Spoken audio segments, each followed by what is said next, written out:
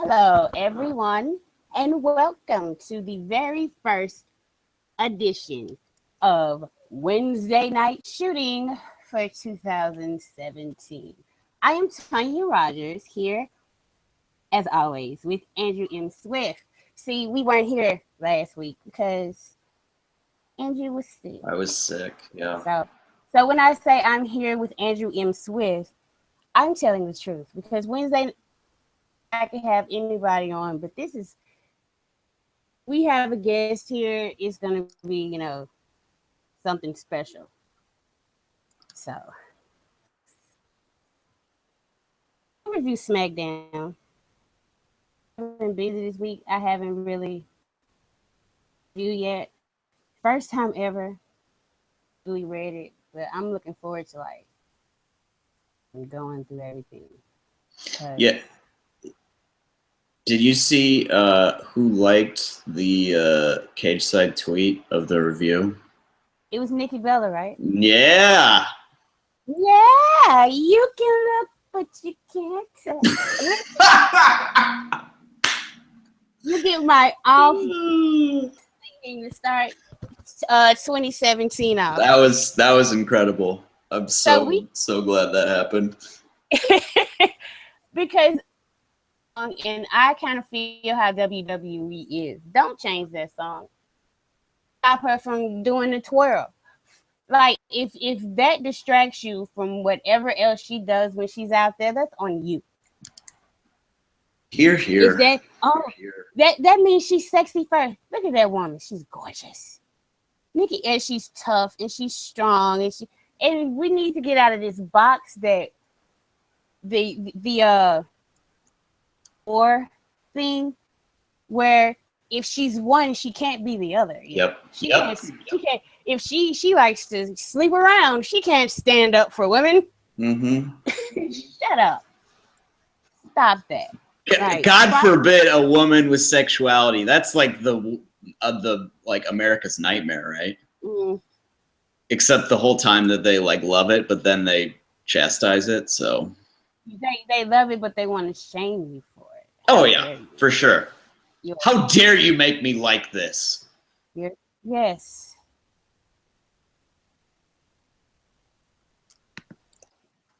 We're gonna get on to SmackDown because I named this show. I don't know if you know the title. The title is Raw Sucks. And, I did not even see that. Oh my god, that's amazing. Yeah, so we could get into Raw right quick. I didn't watch, but the very last 5 minutes of Raw, the overrun, because I watch reality shows on VH1 on Mondays because their kayfabe is way better. Their characters are way more interesting, and I just can't do Raw right now. Mm-hmm. If this is the road to WrestleMania, and I have decided I'm not going to watch until I hear something interesting is going to happen. And nothing I heard was interesting. And I went back and watched YouTube clips of something, and none of it was interesting to me. I'm not going to harp on and on about it. That's the one thing that I want people that say Raw sucks.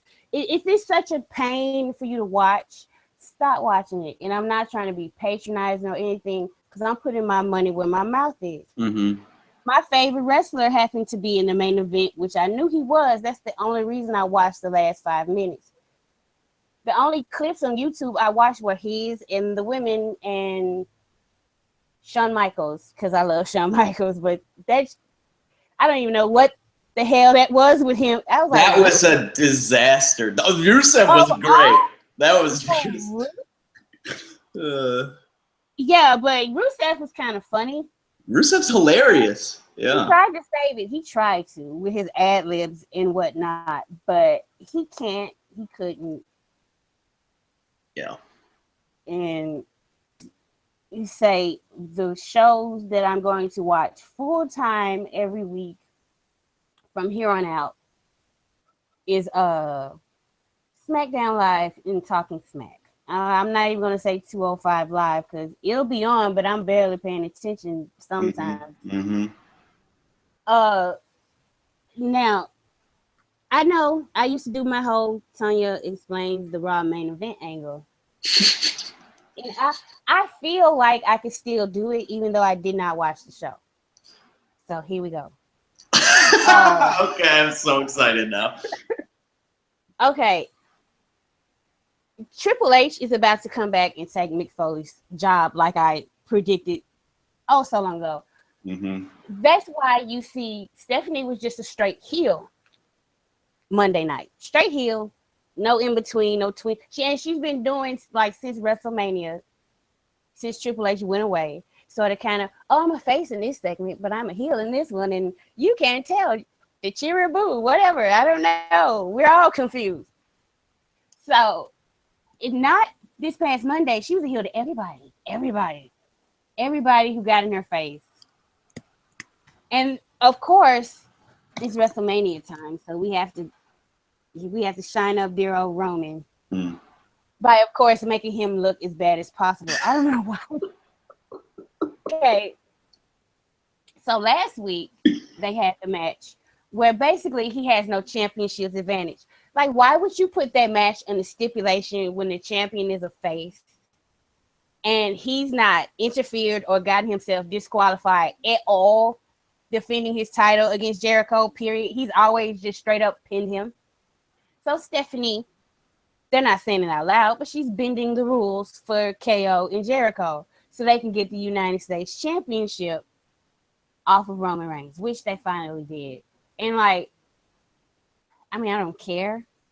I don't really care about anything he's doing. I can't wait for this to be over. Somebody posted a take that I will say that Roman Reigns was bringing down Kevin Owens and Chris Jericho. And to that I say, however you see it, I think that they are tired of working with each other. You know, I've shared this with the people in the daily. They're over it. They are so sick and tired. That is why they're on Twitter making jokes about checks and how long he had him in the. Ron was like, I was laughing because that's his. He was laughing at how much KO was bragging to the fans about his merchandise check. Yeah. But why? What? Who does K? Have you ever seen KO have full-on conversations? Or why he has had people in headlocks? Like, he'll do that, but it seems like really exacerbated to the point of madness with these two. And like Roman, you can tell like there's no creative spots with his 5 moves of doom at all. It's just straight. Hit my finish, spear, go home, let's go. Like, it's so uninspired in every single way. I can't even say that the guys, Roman and KO, they'll work hard every once in a while, but I don't think they're putting their all into it. And everybody is waiting for it to be over. That's the Raw main event right there. Everybody's waiting for it to be over. So that seems like that's a bad thing if that's your main event. That's not only a bad thing. It's terrible, and it brings the whole show down. That's why. Yeah. Like when I figured it out, because I had an epiphany. I'm like, why are these two? Like, come on now. When they first started wrestling each other and interacting with each other, that shit was hot. And they had a lot of good ideas. And don't tell me they ran out of fucking ideas. They barely did. They barely put a match together that wowed people. And it's because they don't give a fuck. Seriously. Both of them. This is not more on KO or Roman. I think it's both of them getting a check and hoping it's over at the Royal Rumble so they can move on. But they probably haven't even been told what they're going to do. Oh yeah, they have no idea. No, here's the interesting thing about this WrestleMania season and this Royal Rumble is that I have no idea. Like the last couple of years, you could just be like, "All right, this is clearly going to happen. This is clear." I don't know what's going on with anything right now, which like is kind of exciting, but also like this is a bad sign because neither does WWE. Right. It's one thing if we don't know. Right? They don't know. They have no fucking idea. We hear different. It's supposed to be Braun Strowman versus Roman Reigns for the Universal title. Oh, now it's Braun Strowman and the Undertaker. Undertaker and John Cena. AJ Styles. Roman Reigns and Goldberg. Oh, now it's Roman Reigns and Goldberg in a tag team. Oh, like, okay. Will throw the biggest hissy fit if they are in any type of match together anytime soon. Let me just say that. Period. Oh, keep Goldberg the fuck up. Okay. But anyway, like you were saying, the women, is it like Charlotte, Sasha, Bailey, and like on SmackDown, nobody even know who the fuck, what, nothing. Like, I don't know, man. Maybe it's a good thing because the last 2 years they had stuff so figured out, and 31 wasn't bad to me, but 32 was just terrible. It was terrible. Took so long. And I had to watch it because I did see. You were live blogging it, weren't you? Oh my god. Mm-hmm. That's insane. That's crazy. I seriously thought that, I wasn't expecting nothing from the main event, but I seriously thought that overall the card looked pretty. Yeah. But no.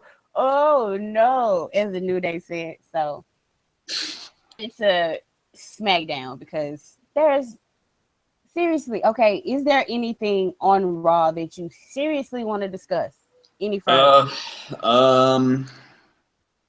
No. Okay. So I was like, is there? And I was like, nah. Okay, SmackDown Live. Now, as I shared with you guys last week, I wasn't that high on the episode because I was like, and there were certain things on this show that I was like, I don't know about that. But overall, it was very enjoyable. See, the first thing I do want to talk about, because I saw they got like a little traction here and there, Baron Corbin versus John Cena. There are two sides to like, should he have just straight up beat him like that because you're trying to build up Baron Corbin and push him as a main eventer? Doesn't this make him look bad? But at the same time, SmackDown. So if you build up from here, nobody's gonna remember this loss to John Cena, or even could use it as fodder in a feud later on where he eventually, I don't know, goes over Cena. But it's only bad if the character of Corbin goes down. It can be character building to lose to John Cena. I don't think there's any shame in just straight up losing to him. Yeah. I mean, that's the whole. Like I know it's kind of mocking to say, oh, he's buried or whatever, but like I actually saw somebody like legitimately use the B word, and I was just like, no, come on, this is, first of all, the championship match in like 2 weeks, 3 weeks at Royal Rumble. Also, I always find it weird that I have to say at Royal Rumble instead of at the Royal Rumble because the pay-per-view is named just Royal Rumble. I don't know. They need to heat up Cena, and his whole thing has been like all these new kids, new punks running around,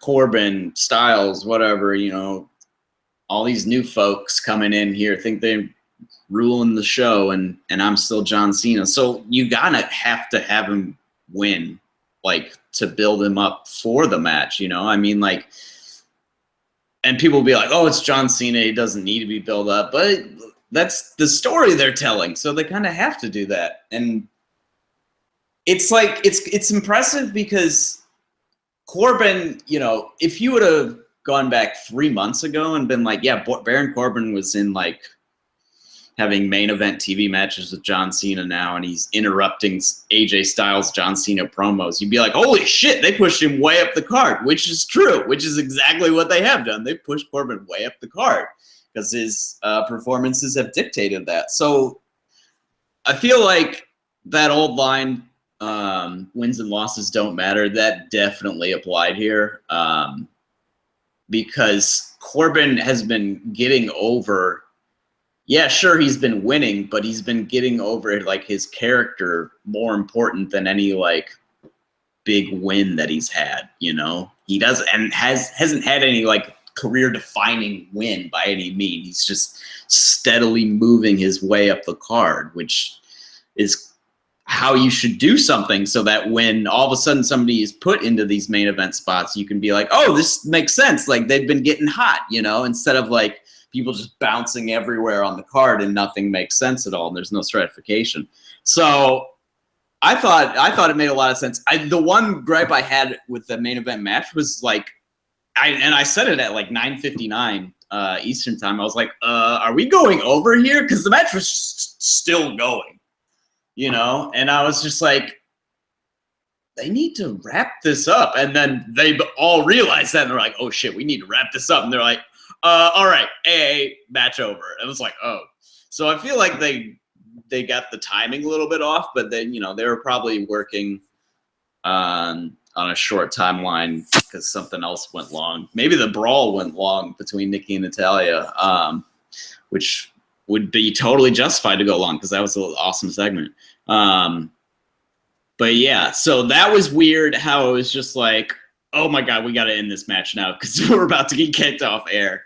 But otherwise, I thought it was totally fine. And I think you can do a lot. Like you said, you can do a lot with like Corbin's character, like getting even more angry and vicious now that he lost. He might cost John Cena the championship match at the Royal Rumble. I'm never going to be able to do that at Royal Rumble. And that would be, you know, interesting because God knows, maybe it's Cena Styles again at, maybe they'll, wow. Now I'm just like, well, maybe they'll do, if it's Braun Taker, maybe they'll do Cena Styles Rumble, Cena Styles Corbin triple threat at Elimination Chamber or whatever in February, and then go back to Cena Styles for Mania. They could do something like that. That would make sense to me. I think whoever the champion is on SmackDown is defending their title in the chamber because it ain't enough people for them to have a championship match and an elimination chamber. Well, maybe they'll just do a women's chamber match. No, I think the championship gonna be defeated. They're not gonna put AJ Styles in the elimination chamber. Come yeah, on. I know. That's fair. Well, here's the thing: do they even have 6 people with those guys? Like, Okay, there's nobody on SmackDown. And then they got Miz for Ambrose. And Dom. Well, Dean's the Intercontinental Champion, though. Are you gonna put the Intercontinental Champion in there? Yes. Why not? All right. SmackDown will land opportunity. Because I feel like, yeah, true, I agree, but I feel like it's weird that Raw, I know, like, I'm going to bring this up. I feel like it's weird that, like, the mid-card belt on Raw is just not used as, like, an actual storyline device. It's just kind of there. They just used it. What do you mean? No, I'm saying, like, I feel like the story with it. It should be a separate story. Yeah. So like if the Intercontinental Champion is also challenging. It was gonna have its own story. It was gonna have its own story.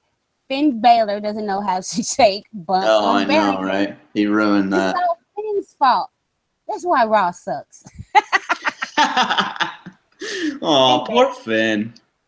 Oh, poor Finn. It's so weird that like I'm so excited for Finn Balor to come back, even though I like have never really found him interesting, just because it's something different, you know? You have no, like, I was never all, like, people going crazy when he won the title, and I got into an argument because I make the same arguments that they were making about Roman Reigns. He has no character.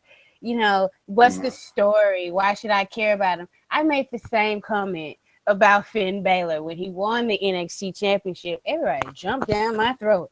I was like, woo, Jesus. You telling me this motherfucker got a character? What is it? And all they could talk about is that little thing he had where he likes to play with Legos and Becky Lynch cried about him. Okay, great. But why should I care about him? Because he like to play Legos. I'm a grown-ass woman, dog. Can't be like to play Legos.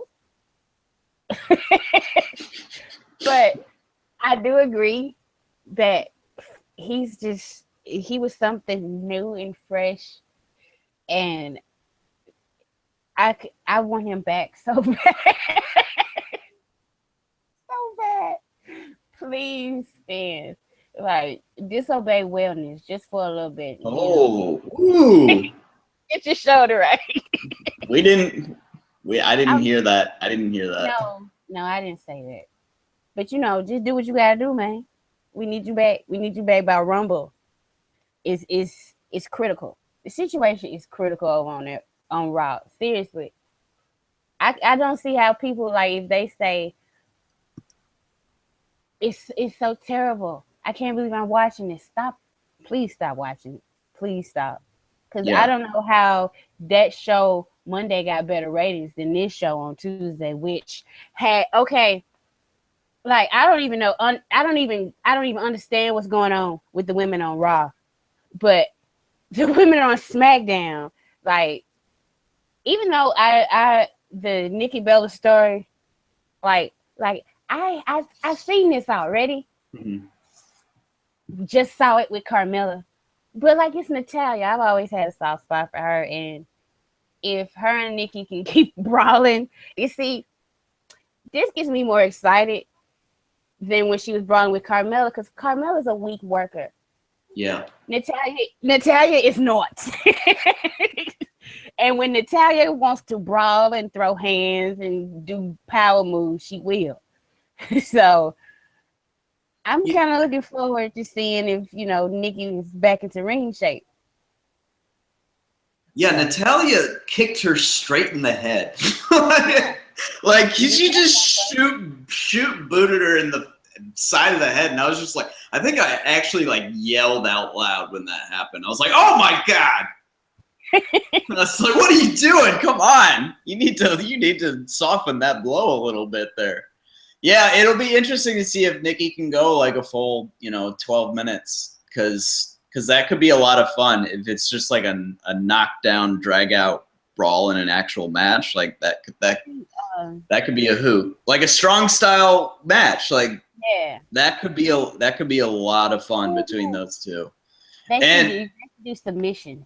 Yeah.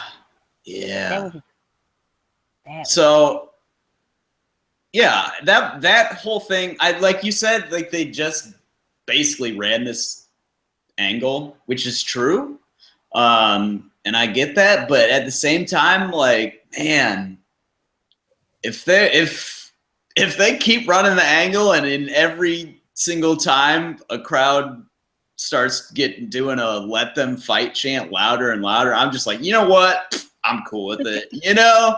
Like, if they're gonna do that, that was awesome. And I was like legitimately happy, like, when that chant started and then kept getting louder and louder. I was just like, and what's great to hear too is, like, you can hear a lot of kids yelling it too. Yep.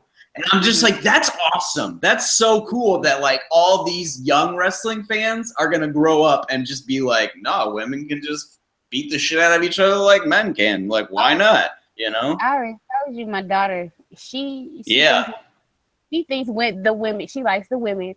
She told me they wrestle better than the men. She told me that. That's her opinion. They all wrestle better than the men. I was like, well, there you go. Yeah. I mean, there's something to be said to it, though. It feels more real, like, that felt real, and like, Sasha Charlotte stuff felt real in a way that, like, even stuff like, okay, like Rob and AJ, back in 2016 felt real. But like Roman KO or like Rollins matches, those kind of feel like orchestrated ballets, you know? Yeah. And it's just like this, but like I want to get something invested where I'm just like, oh man, I don't know, they might be fighting for real. I'm not entirely certain here, you know? Like even though you clearly know that they're not fighting for real, it's something you want to get lost into. And I feel like the women's division is way better than the men at doing that. And like the men are all like, oh, let's do these cool moves and cool spots or whatever, you know, but it's not, there's no like visceral humanity in any of it, you know, which is kind of what the women's division has been bringing lately. So I don't know. Yeah, it's fantastic. Speaking of, the SmackDown Women's Championship is going to be decided in a steel cage match. Alexa Bliss defending her title next week against Becky Lynch. And we have the La Luchadora storyline that's continuing.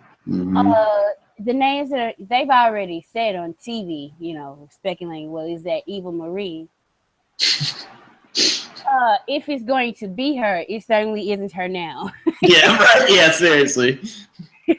If you've seen one photo of Ava, that is clearly not her, you know? Right. Okay. Everybody would know, like, nah, shut up. That's Eva Marie. Y'all stop playing with us. Yeah. I don't care if she got a mask on. You could tell. You can tell. The way she stands. She has a certain, like, stand about her, even. I mean, you knew it wasn't her when La Luchadora ran to the ring, and you're like, well, that's clearly not her, because she looks like a person who's naturally running rather than like a robot trying to hit the run program button, you know? Like, yeah, no, I feel like that's I feel like I'm just basically, even like aside from like the backstage stuff that we hear, I'm about 112% certain that it's Deonna Purrazzo. There was one spot 2 weeks ago or whatever when you could see her kind of from the side, and like just like the what you could see from her face and like especially her eyes. I was like, yeah, that's Deonna. But she's a stand-in clearly, and I think it's got to be. I think they're gonna do something where it's like Alexa has like this her version of La Luchadora right now, like tagging along or whatever, like doing her bidding, but like in the end it's gonna come out to be Mickey, and like even Alexa's gonna be like, wait, what the hell? You know, it's gonna be like a fast one on Alexa as well. So I don't know. I'm excited to see how that all goes down. That's gonna be so great to get another really good talker who also can work really well in Mickey in that division. That's gonna be a lot of fun. It's gonna be damn near not fair. Right? Seriously. If they get Mickey, and then, oh man, it's gonna be like an Alexa Sasha a trade in the draft, which I'm totally cool with, because I think Alexa will do well on Raw because she can talk, and Sasha will just be amazing on SmackDown. So I'm super excited for that. So. God, I told myself I wasn't going to talk about Sasha Banks. Wait, guys, that's okay, because you know, look who my picture is. Yeah, Every I know. week, so, and I absolutely hate what's going on. Like, it's a damn shame you can't watch your favorite wrestler on TV every week. Yeah, that's not fun. That's not right. Like, seriously. I seriously, what I really want to happen now is for whatever on Raw, for them to continue to put him in shitty things, and for some reason Vince to hit his head and trade this man to SmackDown, and for him to go to SmackDown, and I don't care what fucking alignment it is, they write some shit to show these motherfuckers that he is a professional wrestler, and I'm not just mean good in-ring worker, a pro wrestler, cause that shit fucking bothers me, yo. Like, this man, you know what family he's from? Get the fuck out of here. I just wish Vince hadn't fell in love with him. I really do. Yeah. Stay in NXT and develop that goddamn character, because he would be big merch by now. Big merch. He would have already had his big merch run with Summer by his side, and he'd be the biggest star in the world. People would be killing for this guy. Like, I'm convinced he's actually, at this point, I'm convinced he's a good talker. Like, just the stuff that you have said about him, like, then I like pay extra attention to his segments, and like, like in 2015, like definitely he was struggling big time, but like 2016, especially towards the end of the year, I was like, this guy's a pretty good talker actually. Like, the content sucks, and you know, the content is terrible, and the feud sucks, but Joe himself, I don't know why I just called him Joe.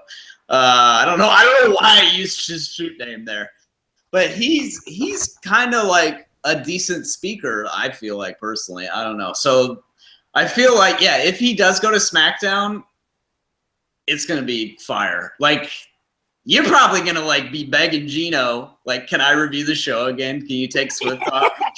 Roman's on SmackDown as a heel, beating people up. Oh my God, please give it to me. I'll be like, no, Sasha. And then I'm going to be they had him on Raw Talk, and you could tell that he could not. They were like, go in there and you be Roman Reigns, and you know what we mean. Because at the end, when they asked him about his mixed reactions, and he was like, well, you know, all my life people's eyes have been on me. And I was like, hold on, stop, pause, tell me he did not just say that.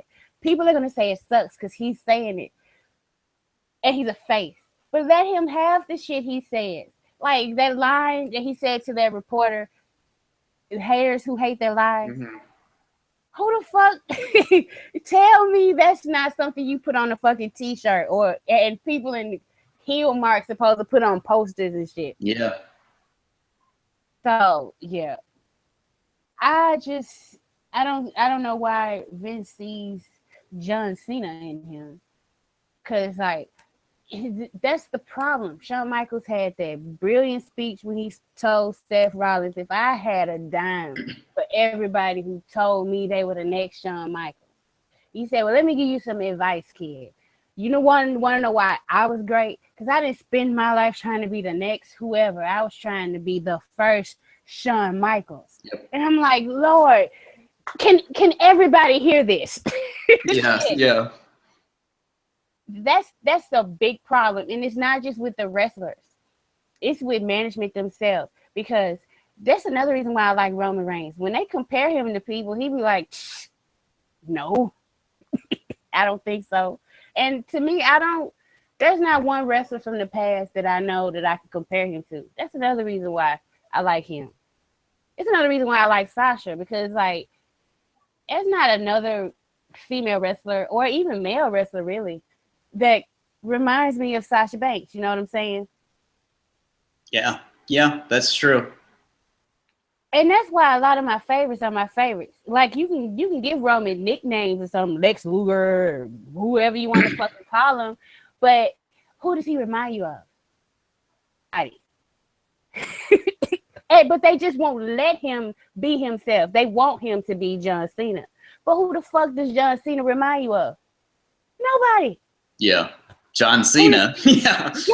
Who does Stone Cold remind you of? Nobody. It's very, very hard to redo a great wrestler. You know what I'm saying? Mm-hmm. Yeah, you have to take what people, bring to the table and run with that to the best of their abilities. And for some reason, they've not done that at all with Roman. It's very confusing. I don't really get it. Me either. It might be like the political hit thing. That's the only thing it boils down to. But then again, who the hell is it? Who is it coming from? Right? Yeah, like is Vince putting a hit on himself? Like, it doesn't make any sense because he's the one who's booking the show. Right. But he clearly wants Roman to be the top like guy and like a Cena clone, but it's clearly not working. So maybe Vince is just in a battle with himself, and like we're seeing a very odd play out on the screen. I don't know. I have no idea what the hell is going on with that. It's you would think it wouldn't be this hard to take someone who has a really good look, is awesome in the ring, and like has a really natural star power and charisma, and make them look like a star. It shouldn't be hard. It should be really easy to do that, in fact. But they've somehow like botched it at every turn. I don't know. I don't get it either. I really don't. It don't make sense. It's crazy to me. It is. But okay. Let's talk about AJ Styles, because he didn't do much on the show, but the part that he played, like, oh my god, I loved when he was talking to Baron Corbin backstage, and then it's kind of like he timed what he was going to say in tune to when his music started. Yep. I loved it. I was like, see, that's an example of seeing a guy seeing his talent, and maybe it's because, going back to Roman, maybe it's because he's not, like, he didn't work anywhere else. Like a lot of these other guys that are getting pushes now in the company, they work somewhere else. But Roman is solely Vince's creation.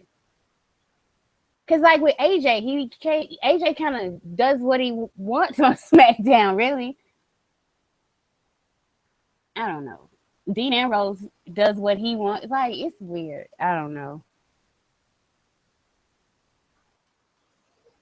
AJ, it's kind of amazing. I wrote this in the recap as well. It's kind of amazing that like the two MVPs for SmackDown were barely on last night's show, and the show was, I mean, it wasn't like a knockout blowaway episode by any means, but it was still definitely an entertaining 2-hour professional wrestling program. Like, there wasn't a point where I was like, oh man, this is dragging, I don't want to, there was a point where it was like 9:30 and I was like, holy shit, this show's almost over, I'm like, I've been hammering away on my keyboard this whole time, but this has been really entertaining, and there hasn't been a segment where I've been like, god, this sucks, and I feel like I do that for 3/4 of Raw, pretty much. But yeah, it's that, AJ and Miz like barely got any time at all, and the show is still good. That's a testament to how well structured SmackDown is, and how it's done a really good job of making a lot of people just not like super important, but more important than they were, to the point where it feels like their stocks are elevating. So you're going to naturally want to, follow that. Where, if someone, even if they're not like jumping from, mid-card to the main event immediately, they don't have to do that. They're just like moving up the chain, and you can start to see. That's the whole thing about like NXT. Like when you saw the horsewomen like rise and get more time and more attention, they started, breaking out more. And it's like, I'm seeing this process, develop on screen first, not just in storyline, but like as the performers, I'm seeing them get better. And that's something that you can, in this reality era, that can really get you, invested in. And you're seeing that in SmackDown too. Like Alexa, you're seeing is starting to get pops like every time she shows up on screen. And it's like, this is awesome to see. Like to see someone who's like, you know what? This is someone breaking out right here. And I don't know. It's just a really good feeling. It's just a really good feeling to watch a show, and it just has a good feeling about it, And Raw doesn't have that, like, at all. They could, even with their nonsensical storytelling, they could have that feel, but they just don't.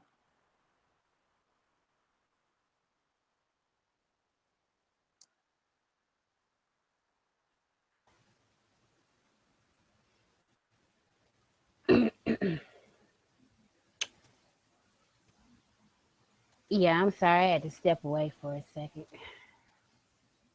No worries. No worries. Okay. Did you watch NXT? I didn't watch NXT.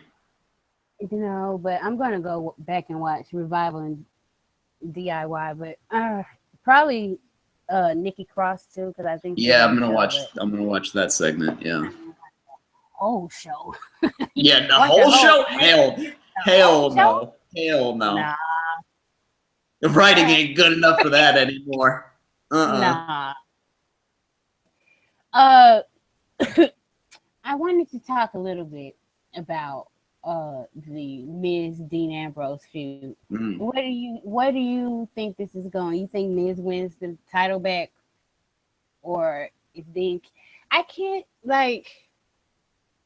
see that Dean's gonna have a long run with it. I don't want them to do like the back and forth that he did with Dolph with it. Yeah.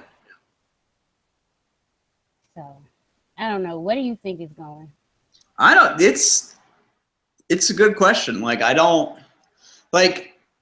They're not pushing Miz into the main event scene yet because they're not doing that for Mania. That's like an after Mania story that's going to start happening, which I think makes all the sense in the world and is going to be awesome. But it's not on the cards in the immediate future. So I don't know what's going to go on with this feud with Ambrose. Maybe they'll put Corbin into the Intercontinental Championship scene and they'll have a feud there, but it's hard to say because nothing, like we said before a couple of times, like nothing feels like it's set in stone. So it's kind of hard to put like all the moving pieces together. It's like we're Finn and we're assembling some, $400 Lego set or something, and we lost the 1,200 page instructions. So we're just trying to put stuff together, and just try to make it like, well, this kind of makes sense. It looks like looks like what the box is, just kind of going with it. Like that's kind of where it feels like the WrestleMania booking is right now. Yeah, and then because of course we have Randy Orton with the Wyatts, and actually I think this angle is the reason why things and stuff has kind of started boycotting SmackDown, because she was very, very happy Bray Wyatt finally got a championship. Oh yeah, that's right. Yeah, finally got a reason to be talking all that cash money shit he be talking.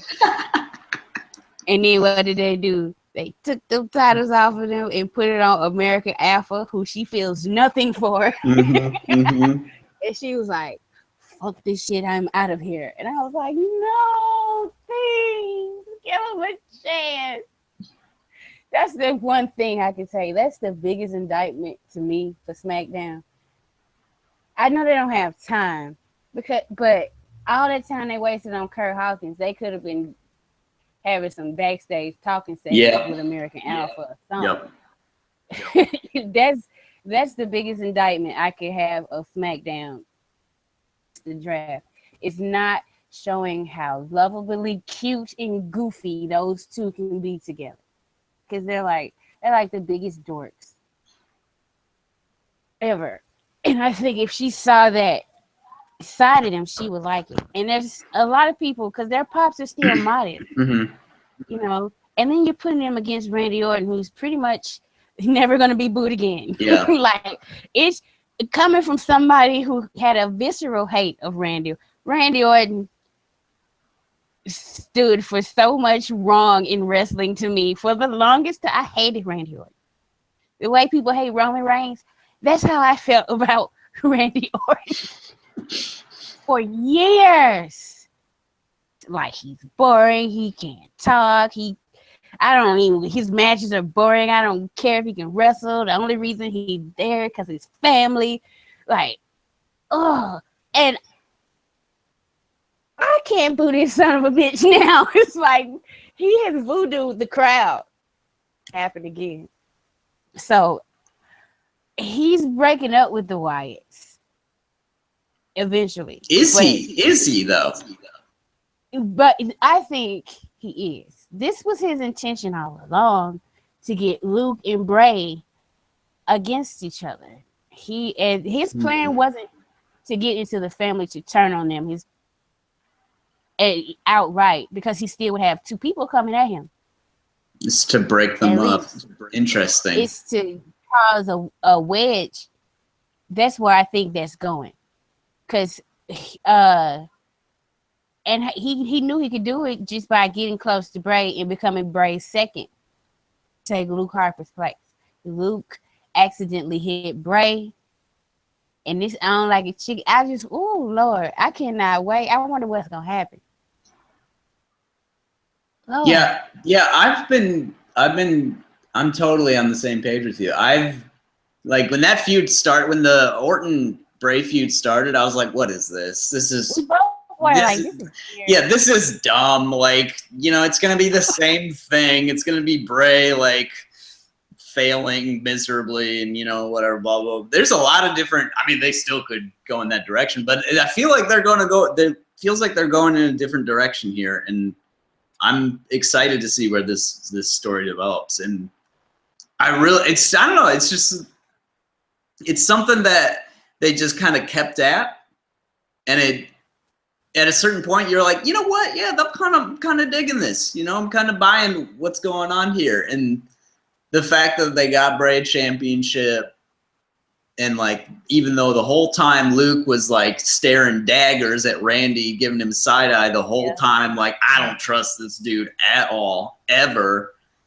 And then like they're on the mountain for like only a couple weeks, and then Luke starts screwing up, and now it feels like they're gonna go to a scenario where it's like Luke and Randy are kind of like battling for Bray's like for Bray's allegiance or whatever, or to prove that they're like the real follower with him, and that Bray is going to side with Randy at least initially. At least this is where I hope it's going. I hope what this is leading to is face Bray Wyatt beating heel Randy Orton at WrestleMania. That's what I hope. I don't know if that's going to be the case at all, but I'm desperately hoping that's where this story is going. Because do you think they could get there in the amount of time? 10 weeks, 10 more episodes. Yeah, I don't know. It's going to be. It's a mystery. Maybe that's something that'll be maybe that's something that'll be like drawn out for SummerSlam more. I don't know. That's where I hope where that feud goes. But I'm totally like, in a way that for a bunch of guys who was like, I don't care what these guys are doing. Like, if you read my first couple of recaps on this feud, I'm just like, this is whatever, like, who cares, like, I didn't care at all. And now I'm like, this is low key one of the best stories they're telling in WWE right now. Yeah. So I don't know. It's really gotten over with me, at least, and I feel like it's working for the crowd. It's been, like you said, I totally agree. The one knock on SmackDown is that they have not done a real solid job of making Alpha to be big deals. And like, they've done some things well, like the surprise title win in Chicago was really inspired. Like, they were going to do it at the Rumble, but then the Hype Bros got hurt. So instead they were just like, you know what, let's just move it up. Like, we had this opportunity where they're going to get a really good reaction in Chicago. We know this, so we'll just do it now. And I think that moved up the storyline for the Wyatt family stuff as well by like 2-3 weeks. So like, all the people who are like, oh, I wish they would have had a longer run at top, I feel like they were going to have a feud they were going to win over the Hype Bros, but then Zach got hurt, and they just, like, you know what, let's just pull the trigger, instead of like dawdling, which is what Raw would do. We're like, oh, well, we know we want to get to this spot eventually, but we have to do it at this point. So we're just going to drag it out. So like, we're not telling a story. We're just filling time, Yeah, that's a great point, because some people are like, well, oh, Roman lost the United States Championship, So he's not going to be a double champion. Ho, ho, ho, ho. Don't you say that yet. Plenty of time, people. Don't you worry. But yeah, instead of just wasting time, just go ahead and do the damn thing. Which, yeah, it kind of sucks. But they don't like what other face team were they going to have? Yeah. To go against them. They didn't really have anybody else. So what were they going to do? Have a million matches with Alpha and have Alpha lose by shenanigans here and there and then finally win? Yeah, that would do nothing at all for the people who are like, they need to be built up. It's like, yeah, that's not, and especially the whole time, because the longer that feud goes, it doesn't matter, because like you said, Orton's not going to get booed. Wyatt's not going to get booed with Orton. And so it hurts the ability of the babyface team. Like that's the thing you need to like just get through. Because it's like, well, we know this isn't like our big feud, but like this is the feud we have right now. And, you know, we're telling the story on the Wyatt side and we're trying to cement Alpha. And it's a problem because we can't really cement the babyface team because the crowd wants to cheer. Yeah, nobody wants to boo the heels. In fact, they want to cheer the heels and don't really. It'd be different if they were like doing 50-50 chants, but they're just doing like RKO chants, you know? So that's, you know, that's not quite getting there. So yeah, Alpha needs, I mean,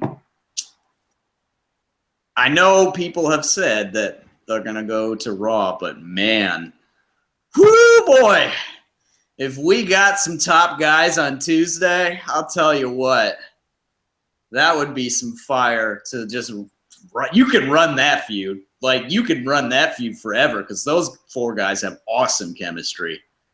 That would be, and, you know, they don't have anything else to do now that they lost their rematch in NXT. So I would kill for some revival up sooner rather than later. Because, yeah, I think they're probably going to go to Raw, though. I think they will as well, yeah. Have to break up Enzo and Cass anyway, so. Yeah, whatever. I don't care. I don't care about either of those guys. Enzo can't stay healthy. He in that wheelchair, and Vince McMahon just seething in anger every time I saw like a picture of him or something on Twitter. He was in the wheelchair, and I was like, oh, please don't tell me they got him coming to the ring in the wheelchair. Okay, yeah. Vince, he did already, a ring rope already injured him the first time. Okay. Cass gonna be sucking in the in the mid card sooner rather than later. Cause no, for as much shit as Enzo gets, he's a better seller. Like, he can put together a kind of cute little babyface comeback that you can believe that he's an underdog and he eked out a win. Cass, meanwhile, I don't know how to describe it. It's weird. He is a big guy, but he does not have a big guy presence. Like you said, it's just, I don't believe him. It doesn't seem, his offense seems lighter than it should be. Yeah, way lighter. Way lighter, right? Like, he does a big, like, he needs to go back and watch how, like, other big, Tess did a big boot that looks more effective than his. And Tess wasn't even that big. So, I don't know about Cass, but I just see that going all sorts of wrong. And I guess what I feel like they're going to do is they're going to either turn their heel or a revival is going to come to Raw. If a revival does not go to Raw, then ooh. Yeah. It's going to be terrible. I feel like SmackDown will be all right without revival. I know everybody wants to, like, it'll be a high feud, but like for their first year, I'd rather them go on Raw and beat up everybody and then wait and get drafted next year, then go to SmackDown. Because Raw, they're like, Cesaro and Sheamus is catching on, but they need good foils. And I'm sorry, the club just isn't it. It's just not it. Not it at all. Yeah. Whether it's the booking, but I don't think it is. Yeah, that stuff was kind of lame, but tag team, like a lot of the stuff New Day does is lame, but still can perform well when the lights, pay-per-view come on. But the worst New Day matches that they've had are against the club. That's not by accident. Carl Anderson should be a singles wrestler, and Gallo should just be his bodyguard. Raw needs a mid-card anyway. Yeah, that's true. Yeah, that's a fair point. And sometimes they tag together, but Gallows is just not. I'm telling you, that's the difference. He's dragging them down. Raw is a mess. It is a mess. But I don't know. I don't foresee it getting better. And then to lure me to watch the show next week, they've announced Brock Lesnar. Oh, great! So he's just gonna like stand in the ring and bounce from foot to foot while Paul Heyman says the same shit he always says. Oh, that's great. I am so not looking forward to that.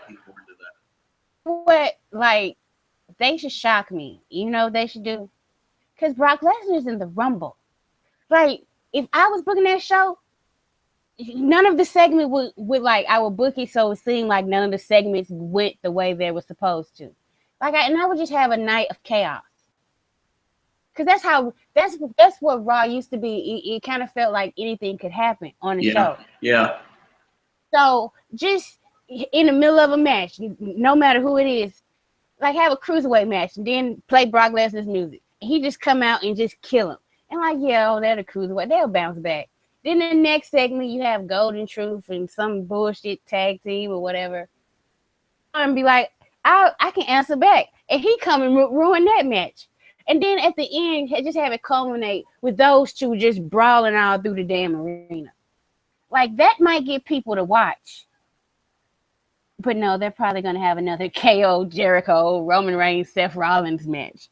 Because we cannot get enough of those poor guys facing off against each other. It's a damn shame. Poor guys, as talented as they are, and nobody gives a fuck about nothing they doing except for the list. And Jericho being weird. Yeah. It's go ahead. No, you go ahead. You go ahead and say it. I was going to say, it's unfortunate that the thing that I've been most excited that Kevin Owens has done in like months and months is him tweeting at Frey. Did you see this last night? When Kevin Owens tweeted at Frey, and it's just like too late because Frey had made some like terrible Frey joke about like I saw what about he said. KO bleaching or Jericho bleaching KO's asshole or something. This is what the tweet was because I saw it was during SmackDown. 40 minutes in, he said if this was Raw, if the opening segment would just be done of KO's asshole. That's what he said. That's what he said. And then he followed it up with like, I feel like I needed to delete some tweets over the last 24 hours for political reasons. And Kevin Owens responded with "too late, buddy." And it was just like the wrestling Twitter last night, like just like blew up. It was just like, what is happening right now? Is amazing, and that's the most I've like been excited about Kevin Owens in months and months. It's just him sending a tweet at some random wrestling internet, guy. So that was a hoot. That was a blast. Okay, yeah, and you said you got paranoid because see, this is why I try on Twitter, especially to try to temper my tweets. Oh yeah, I'm not good at that. And I really only try to tweet out compliments. One time I had got mad because Roman called the first time Roman called Lana mail order bride. Yeah. I tweeted something at him like, "Your female fans don't appreciate that shit," and I stand by that tweet. I tell him to his face, "Don't do that shit." But I do try to temper my tweets because I don't want like to meet nobody and be like, "Oh, you said I suck and I can't wrestle and I'm garbage. I'm trash." I'm like, "Oh no, I didn't mean it." Yeah, right. Exactly. I was having a Mark moment. Like this is a brave new scary world where I'm like, oh man, I don't know what I can tweet anymore. You know? Did you see Biden saying that he hopes that Charlotte banters me? Yeah. I'm not gonna lie, that would pop me like so much. So I'm totally cool if that happens. Like, please banter me into submission. I will act like a total geek. Like, I will be like, oh my god, I'm so lame. You're so cool. She would do it now. Just anything for the brand, you know. Yeah. Yeah. This is one of the things I wanted to talk about. Chris Jericho. When did he become? Because I've been a Smart a long time. When did he become so controversial and divisive? God damn. The greatest wrestlers tournament. Who the fuck knew? Like, I'm going through the threads. Voted until it came down to the wire, and I was like, well, certain matchups I'm gonna vote for because I want these people to continue on. But apparently that was a big deal about Jericho. Some people were voting for him because they thought he was the underdog, so they wanted to pull out an upset. And were like, I'm not gonna vote for him because he beat so and so, and I was like, when is Jericho? I know, like he's pretty much been like, when did that happen? Like, where have I been? When did Jericho become so divisive among smarts? It's a question I can't answer. I mean, my favorite Jericho, really the only Jericho I've ever truly liked was Conspiracy Theory Jericho with Ralphus as personal security. Way back 20 years ago, back in WCW. Like, that was my favorite Jericho.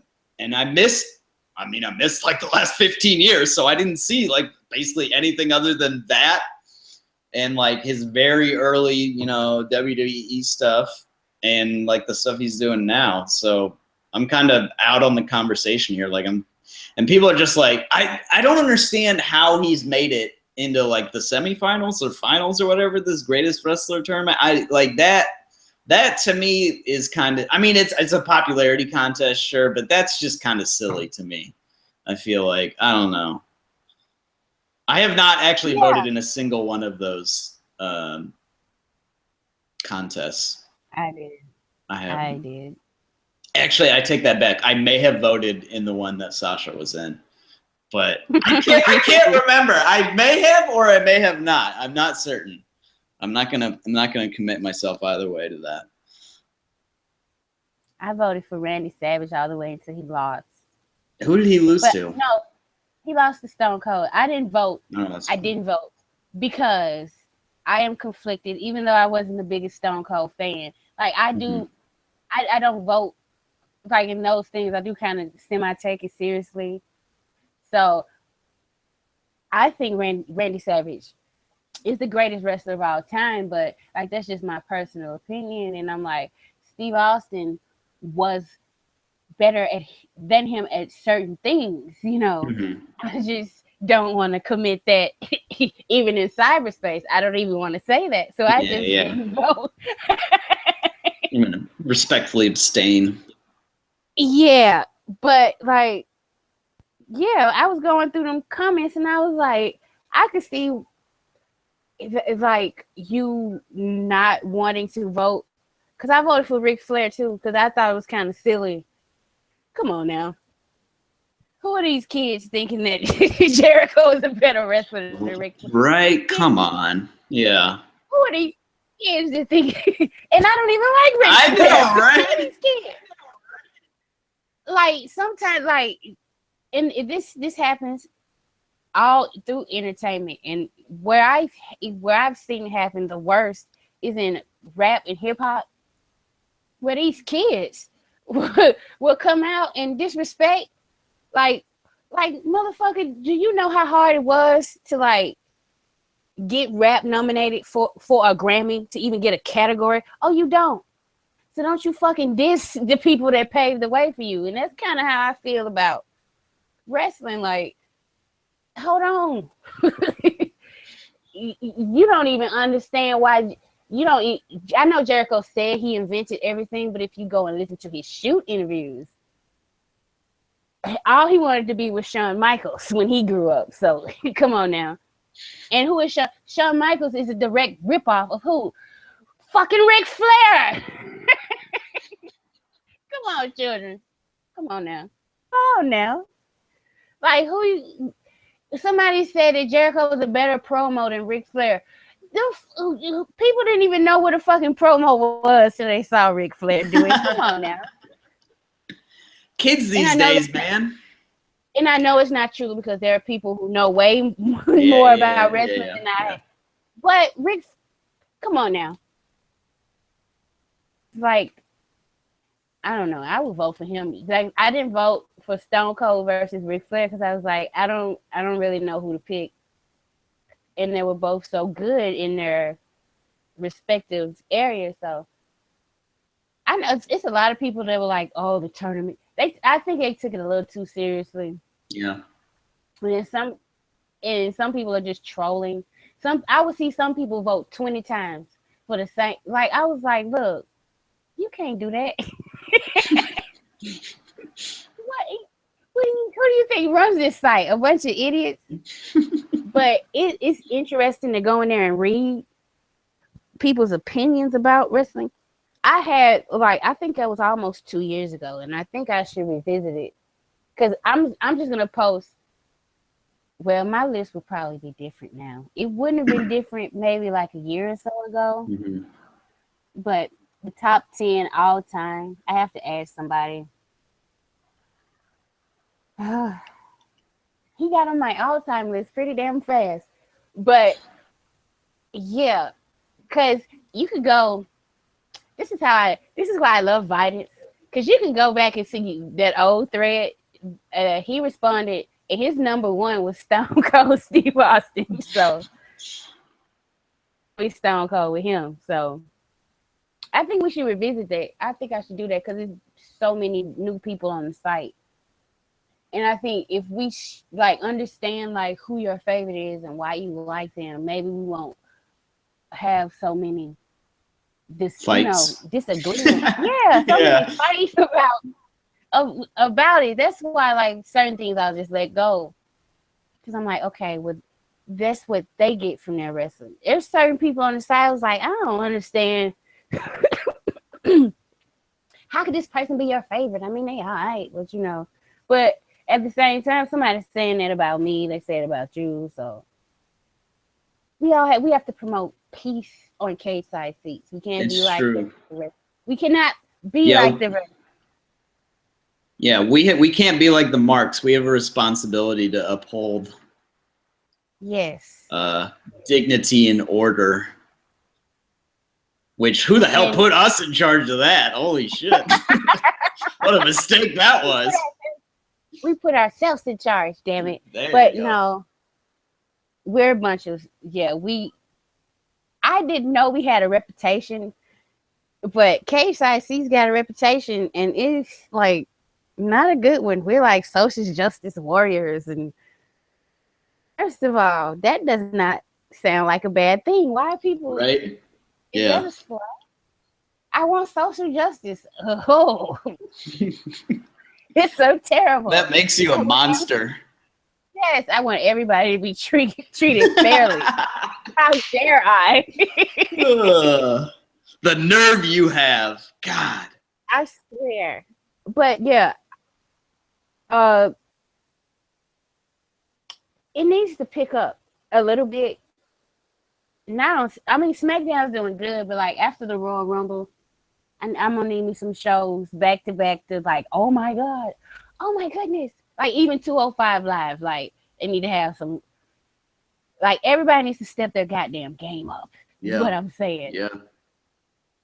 Cause it was so depressing last road to WrestleMania. It was so depressing, and I just, Lord, I don't know what Raw gonna do, but they need to do something.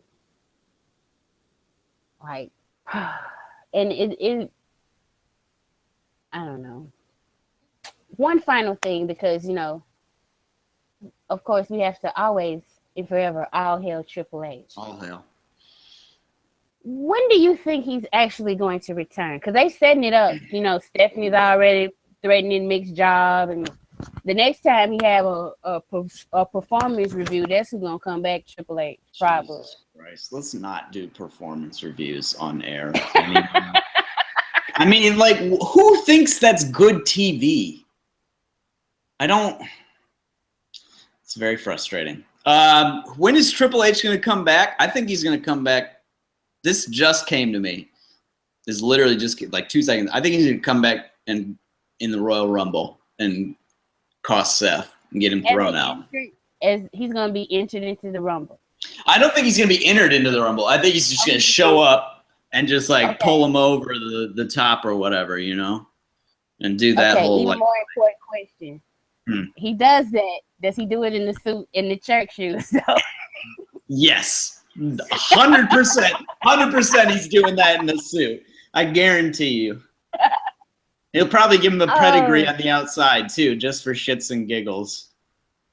Yeah. Actually, I'm convinced that's what's happening now. I just saw it in my head because I imagined the camera focusing on that and ignoring the entire Royal Rumble for like 2 minutes and me being annoyed. That's literally how I saw that in my head, which is impressive. That's kind of impressive. Okay, you're saying. I'm saying the Rumble, yeah. Yeah, I probably, because the Rumble is usually when is the Super Bowl? When is it? Do you know? I have no idea. Hold on, let me Google this real fast. It's usually like Royal Rumble is usually SmackDown. It's the next Sunday. The Super Bowl is the Sunday after the Royal Rumble. I think he's gonna show up the Monday after the Super Bowl. Oh, okay, that's a good shout. I'll take that too. I think he's gonna. I think Royal Rumble gonna go by and like, oh, I thought Triple H was coming. Boom. No. Well, if he doesn't show up by that time, it's like, well, he's clearly gonna. I feel like that's an obvious time. He's like, well, shit, football's over. How funny would that be if he came out? I want Trips to just go full reality era, honestly, like in character, be like, yeah, I couldn't come out because the football season was going on, and I just make some reference. Like, you don't have to go over the top with it, but just say something just to pop all the dumb little smarks like me who would find that super amusing, Yeah.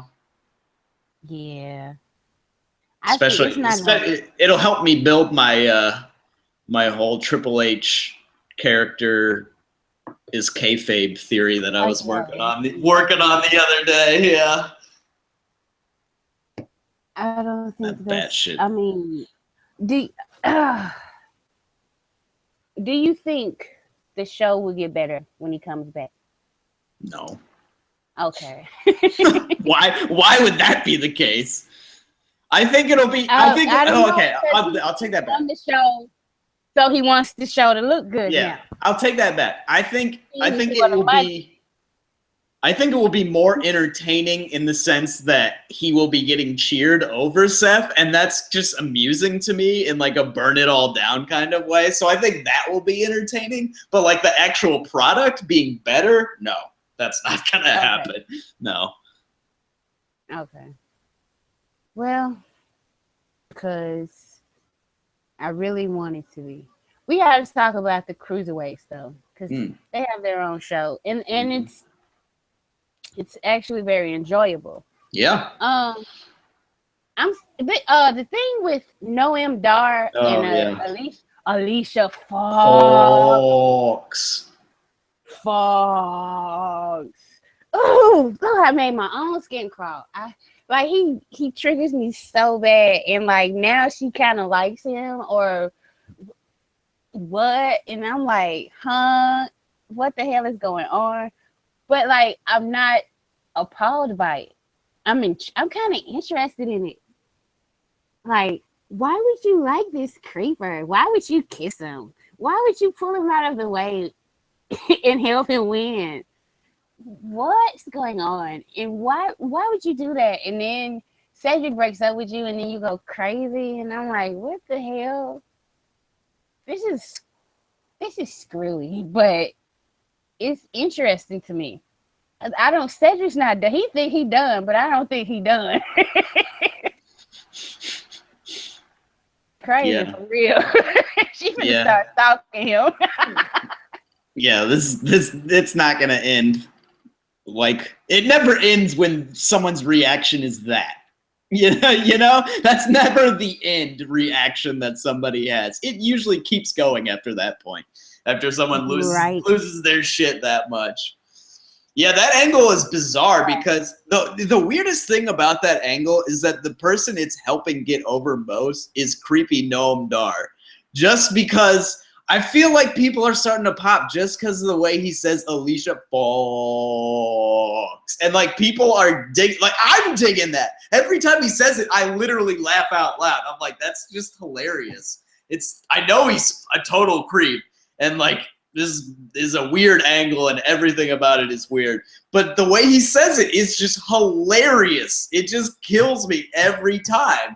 And it kills everybody. Like, I mean, like, God, what a weird show that Crew 205 Live has turned out to be. Like, everyone thought it was going to be all like flippy shit, like all this, you know, CWC stuff. And it's like instead the most sports entertainment stuff you can possibly imagine, you know?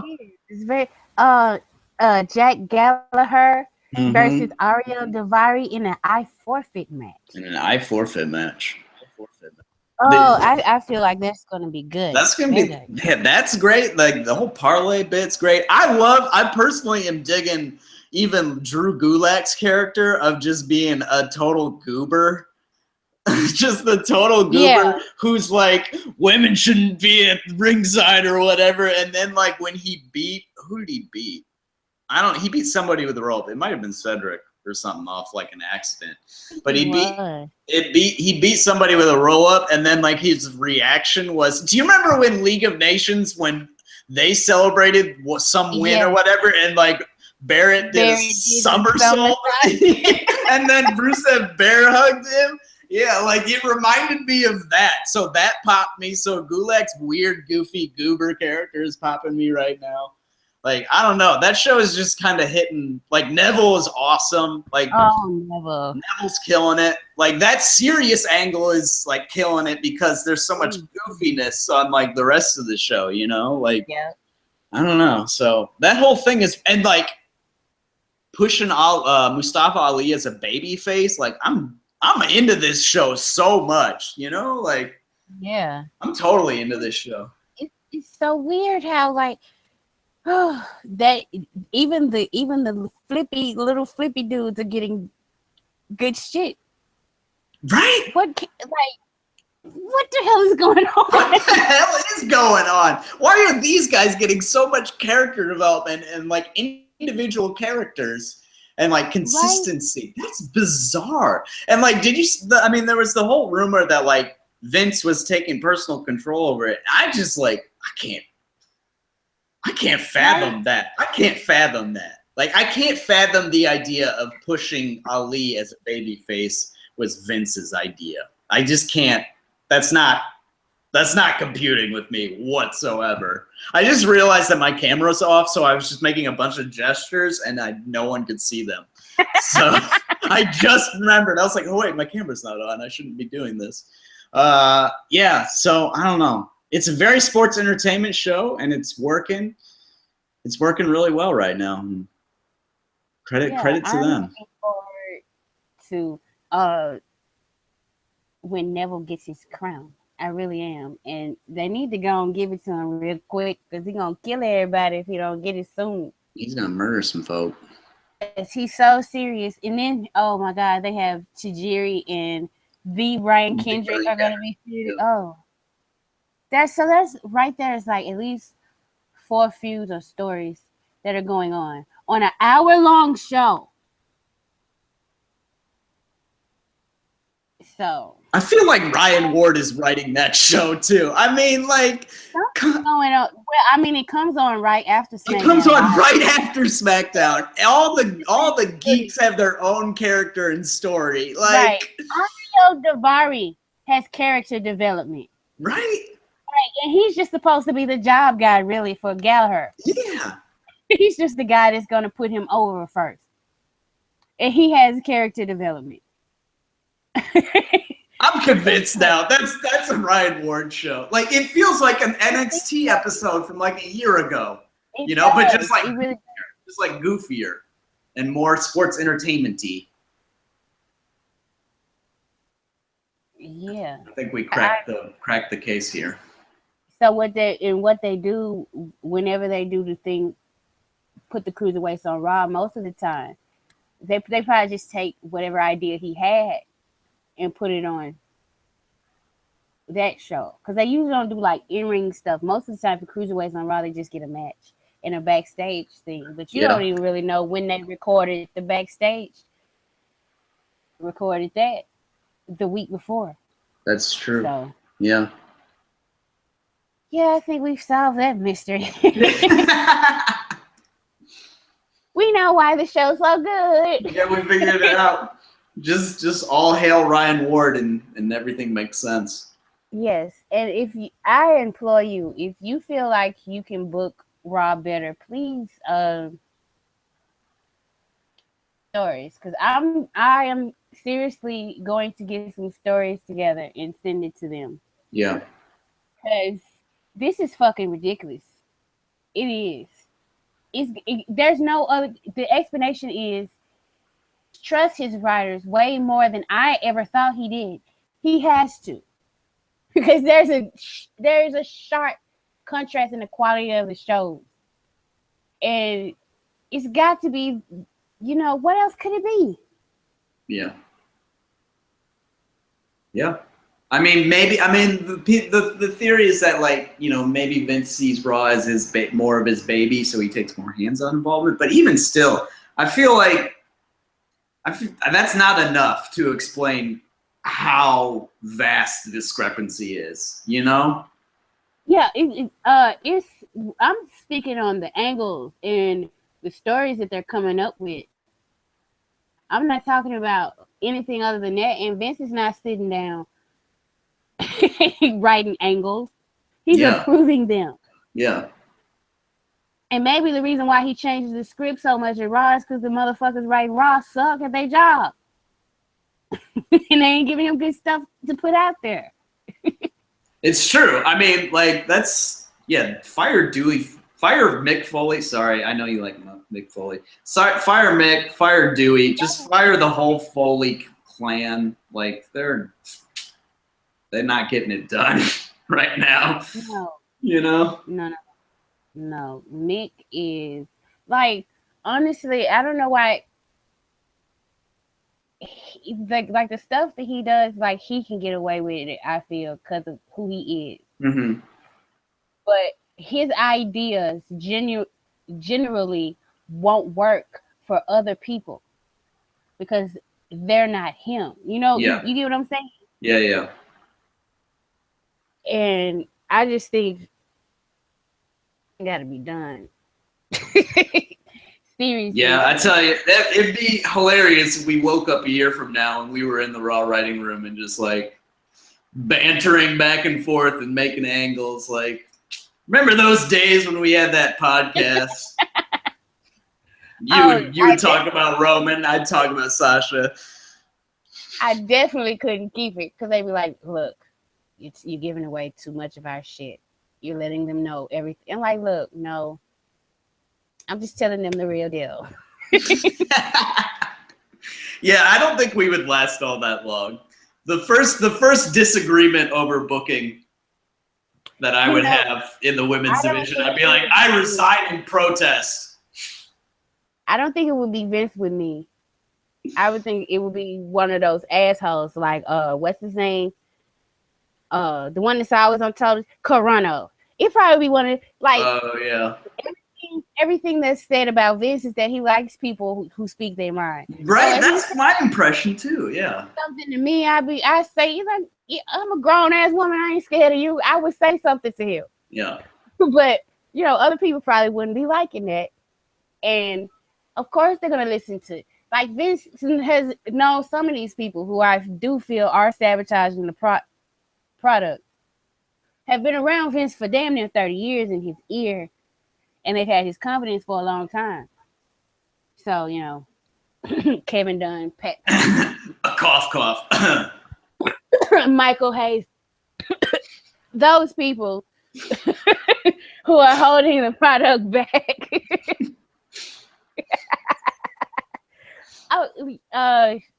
You have anything serious you want to say while we're just bantering?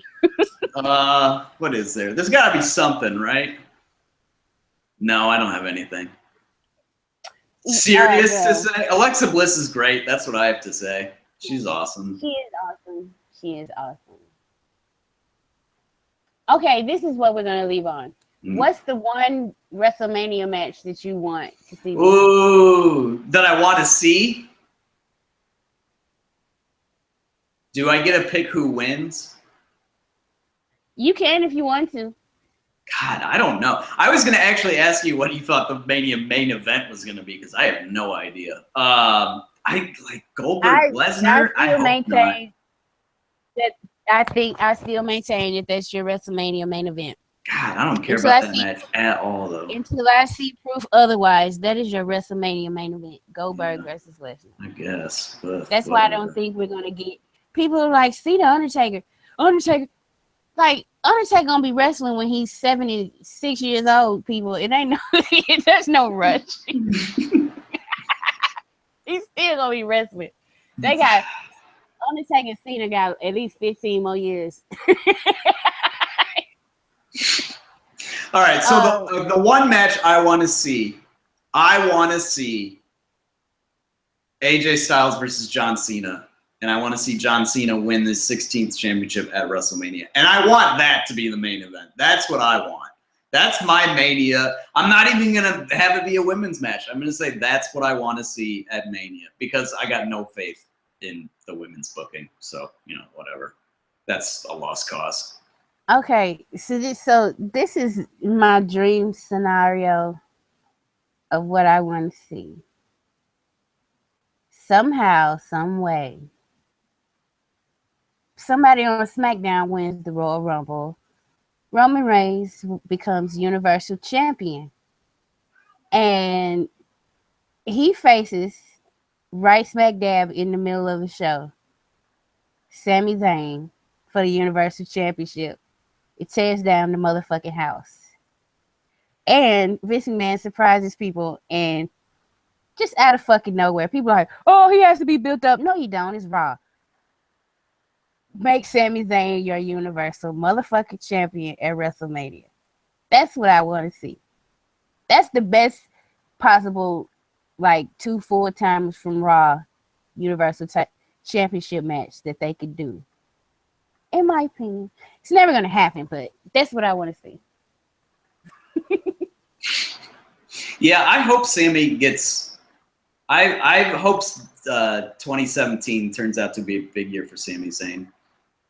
Yeah. I feel like fucking amazing Sami Zayn would work in that damn match. Right? Sami Zayn always in big matches he wrestles with a chip on his shoulder. Do you know how fucking match? And he's in there with the chosen guy. Yeah. He would have such a big chip on his shoulder, like.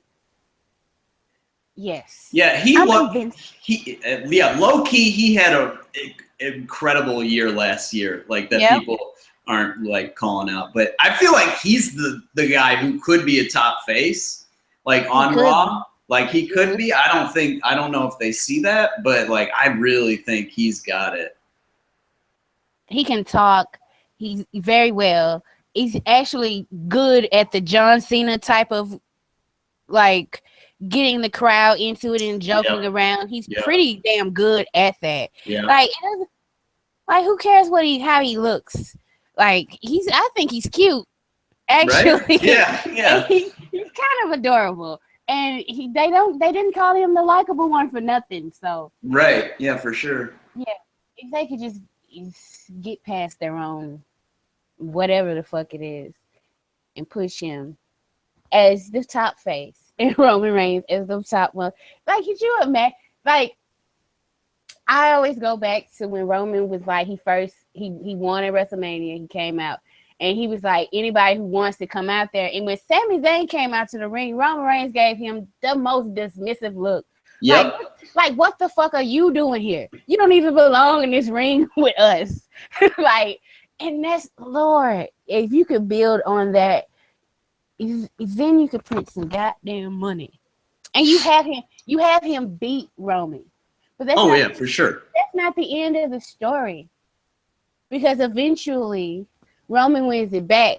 But those two, especially with how brilliant Sammy is at working matches cold, and we know this because he worked Nakamura. Yep. Just cold, just go out there and do it. How brilliant he is, like, structuring matches, and how easy Roman is to, like, we can do whatever you want. Shit, that's your whole goddamn, like, spring summer program right there. Mm-hmm.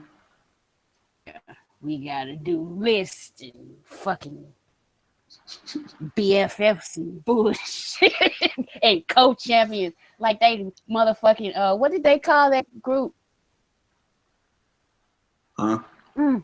It was Lake Cool. Yeah.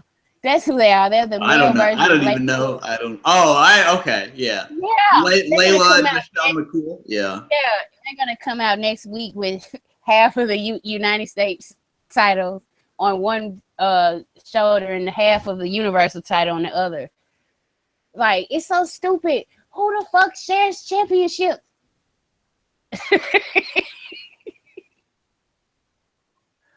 Oh, it's just a mess. But the name of the show is Raw Sucks. Raw sucks. It does. It truly does. I just poked my head at Twitter and I saw Summer Rae tweet hashtag Total Divas and a GIF. Yeah, sorry people, I say GIF of Mariah Carey saying I don't know her. And I believe this whole episode was about like Paige's like collapse or whatever. So that's some shade right there. That's some Paige shade. That is some shady shit. I'm digging that. Damn. And you know what? That's a perfect way to end the show. Yeah, right? All right, people. It's been fun talking to you guys this week. We will see you next week. Hopefully, if Andrew's genetically inferior. Oh, God, right? Seriously. Good night, folks. Good night. Bye.